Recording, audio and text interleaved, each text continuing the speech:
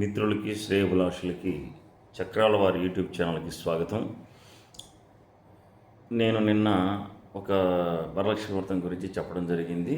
దాంట్లో ఒక మెన్షన్ చేశాను, ఏమిటంటే జంధ్యాల పౌర్ణమి గురించి చెప్తానని చెప్పాను. అది ఈరోజు మనం చెప్పుకుందాం. ఇక్కడ ఏమిటంటే అంటే మనకి తెలియని విషయాలు, ఈ మనకు తెలియనటువంటి విషయాలు ఎన్నో ఉన్నాయి.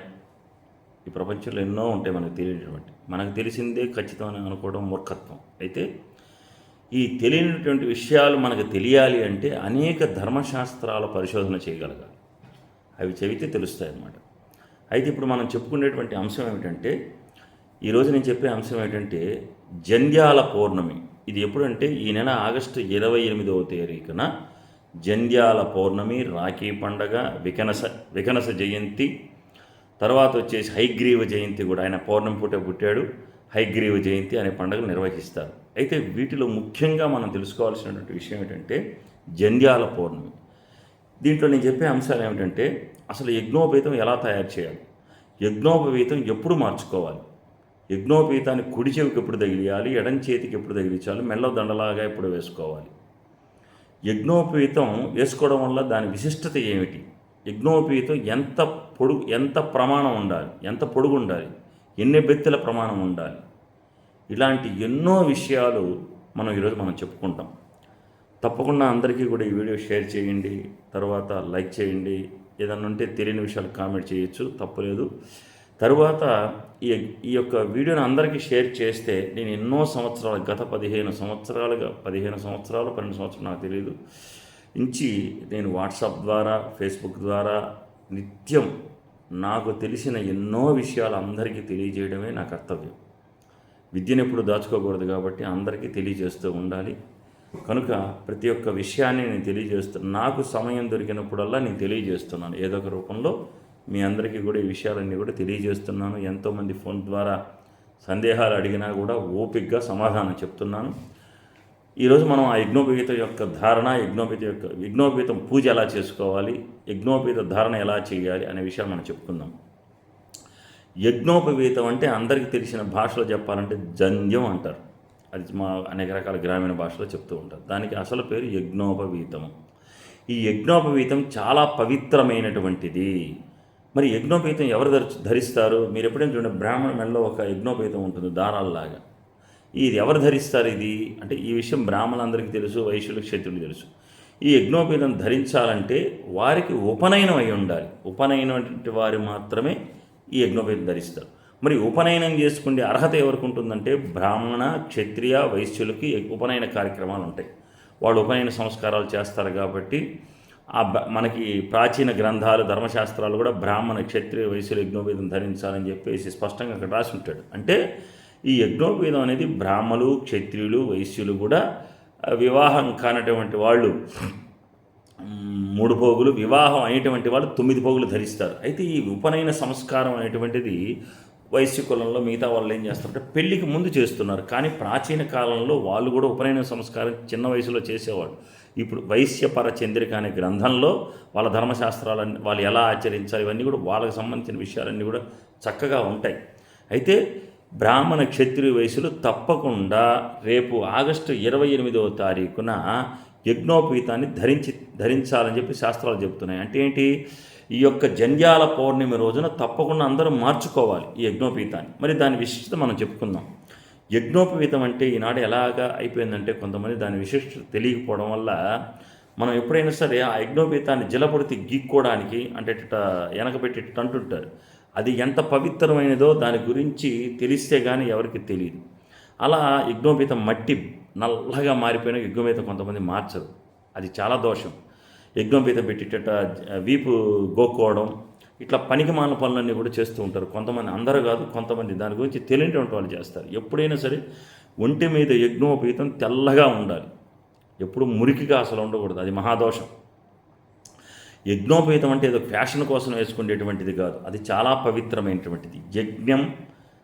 యజ్ఞ ప్లస్ ఉపవీతి అంటే ఆ 2 యొక్క పదాల కలయికే యజ్ఞోపవీతం.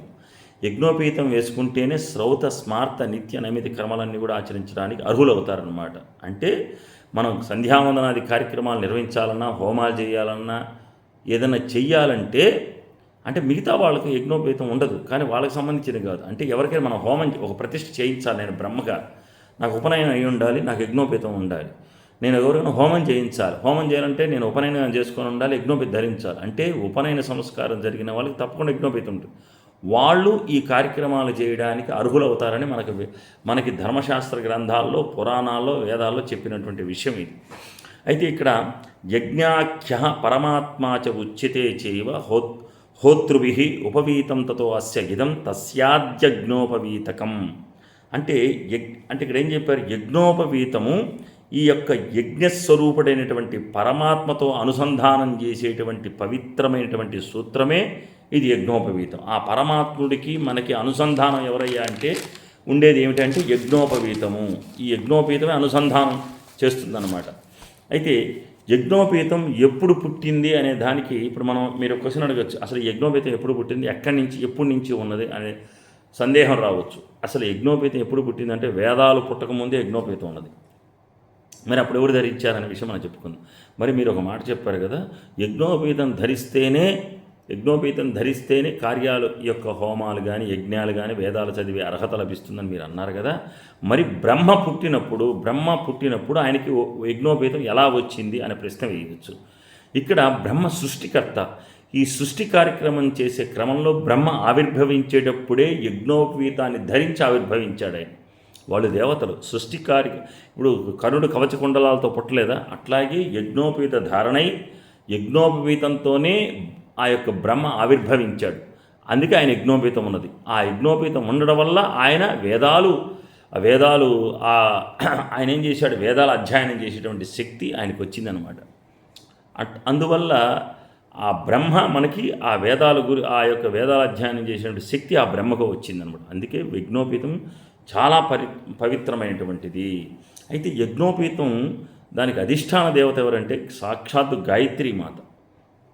యజ్ఞోపవీతం ధరించినటువంటి బ్రాహ్మణ, క్షత్రియ, వైశ్యులు ఈ 3 వర్ణాల వాళ్ళందరికీ కూడా త్రికాల సంధ్యావందనం చేసేటువంటి అర్హత ఉన్నది. అంటే అసలు మనం చాలామంది తెలియక ఏం చేస్తారంటే ఎన్నో హోమాలు గీమాలు మా చేత చేయిస్తారు. నిజానికి ఈ వర్ణాలు, ఈ బ్రాహ్మణ, క్షత్రియ, వైశ్యులు ఎవరైనా సరే ఉదయము సంధ్యావందనము, మధ్యాహ్న కాలంలో సంధ్యావందనం, అంటే త్రికాల సంధ్యావందనం చేస్తే ముఖంలో తేజస్సు పెరుగుతుంది, ఆరోగ్యంగా ఉంటారు, సర్వదోషాలు కూడా తొలగిపోతాయి. గాయత్రీ మంత్రాన్ని మించిన శక్తి ఏదీ లేదు. అంత పవిత్రమైనటువంటి మంత్రం, దాన్ని జపిస్తూ ఉంటారు. కానీ ఇప్పుడు కొంతమంది వ్యాపారాల వల్ల, కొంతమంది ఉద్యోగస్తులు చేయలేకపోతున్నారు. కనీసం 11 సార్లన్నా మనసులో చదువుకోండి అని చెప్తున్నారు కొంతమంది పీఠాధిపతులు.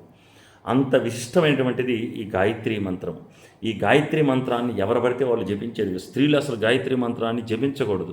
కానీ మనకి పురాణాలు ఏం చెప్పారంటే దేవతా స్త్రీలు యజ్ఞోపేతం ధరించారు. అందుకే మనకి వరలక్ష్మి వ్రతం చేసేటప్పుడు స్త్రీ దేవతలకు చేసే యజ్ఞోపేతం సమర్పయామి అంటాం. అంటే స్త్రీ దేవతలకి పూర్వంలో ఉపనయన సంస్కారం అనేది ఉన్నది. వాళ్ళకి ఉపనయనం చేసి యజ్ఞోపేతం ధరించేవాడు. అంటే ఈ స్త్రీలకి ఎప్పుడు కూడా రజోదర్శనం అనేది జరగదు.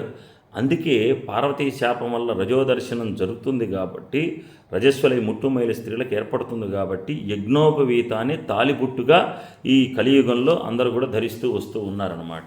అది అయితే యజ్ఞోపవీతమే స్త్రీలు మాంగళ్యంగా ధరిస్తూ వచ్చినటువంటి ఆచారం ఈ విధంగా వచ్చింది. ఇక మరొకటి అయితే మరో విషయం ఇక్కడ అసలు ఈ యజ్ఞోపవీతం అనేటువంటిది ఎలా